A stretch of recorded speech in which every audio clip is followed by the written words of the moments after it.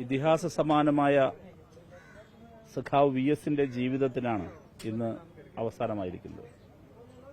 വരും തലമുറകൾക്ക് ഒരു പാഠപുസ്തകമായിരിക്കും സഖാവ് വി എസിന്റെ ജീവിതവും അദ്ദേഹത്തിന്റെ രാഷ്ട്രീയ ചരിത്രവും എന്ന് പറയാം. കമ്മ്യൂണിസ്റ്റ് പ്രത്യയശാസ്ത്രം, കമ്മ്യൂണിസ്റ്റ് രാഷ്ട്രീയം രൂപപ്പെടുത്തിയെടുത്ത രാഷ്ട്രീയ വ്യക്തിത്വമായിരുന്നു സഖാവ് വി എസിന്റേത്. വി എസ് അദ്ദേഹത്തിന്റെ ജീവിതത്തിലുടനീളം അദ്ദേഹം തന്റെ രാഷ്ട്രീയം ഉയർത്തിപ്പിടിച്ചു. അത് ആധുനിക കാലത്തിന്റെ നമ്മൾക്കറിയാവുന്ന രാഷ്ട്രീയത്തിൽ കാലഘട്ടത്തിൽ മാത്രമല്ല, ഏറെ ഇരുണ്ട, ഏറെ ആപൽക്കരമായ പ്രതിസന്ധികൾ നിറഞ്ഞ നമ്മുടെ നാടിന്റെ ചരിത്രഘട്ടത്തിൽ തന്നെ സഖാവ് വി എസ് എന്ന പോരാളി രൂപപ്പെട്ടിരുന്നു.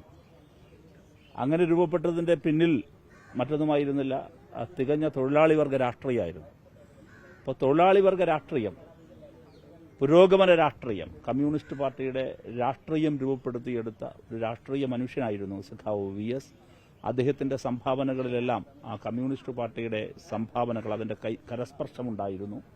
അതുകൊണ്ട് തന്നെ കേരളത്തിലെ കമ്മ്യൂണിസ്റ്റ് പാർട്ടിയെ രൂപപ്പെടുത്തുന്നതിൽ, വളർത്തിയെടുക്കുന്നതിൽ, ഇടതുപക്ഷ ജനാധിപത്യ മുന്നണി പ്രസ്ഥാനത്തെ ശക്തിപ്പെടുത്തുന്നതിലൊക്കെ സഖാവ് വി എസ് വഹിച്ച പങ്ക് അങ്ങേറ്റം നിസ്തുലമാണ്. അതുകൊണ്ടാണ് വരും തലമുറകൾക്ക് ഒരു പാഠപുസ്തകമായിരിക്കും സഖാവ് വി എസ് എന്ന രാഷ്ട്രീയ മനുഷ്യൻ എന്നാണ് പറയാനുള്ളത്.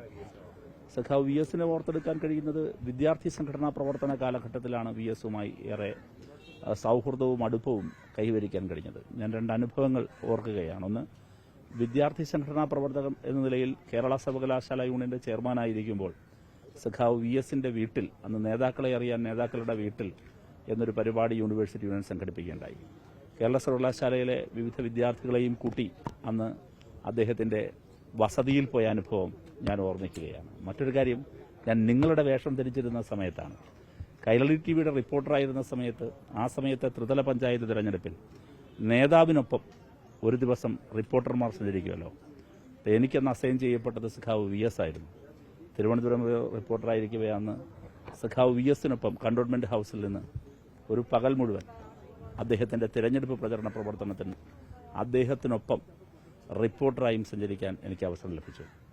അപ്പോൾ രണ്ട് തരത്തിൽ, പാർട്ടി പ്രവർത്തകൻ, പാർട്ടി അംഗം എന്ന നിലയിലും അതോടൊപ്പം തന്നെ മാധ്യമപ്രവർത്തകൻ എന്ന നിലയിലും ഒരു ദിവസം ഉടനീളം സഖാവ് വി എസിനൊപ്പം സഞ്ചരിക്കാനും അടുത്തു നിന്ന് അദ്ദേഹത്തെ കൂടുതൽ മനസ്സിലാക്കാനും സംസാരിക്കാനും ഇടപഴകാനും എല്ലാം കഴിഞ്ഞ അനുഭവം കൂടി എനിക്കുണ്ട് എന്ന് ഞാൻ ഈ സന്ദർഭത്തിൽ ഓർമ്മിക്കുകയാണ്.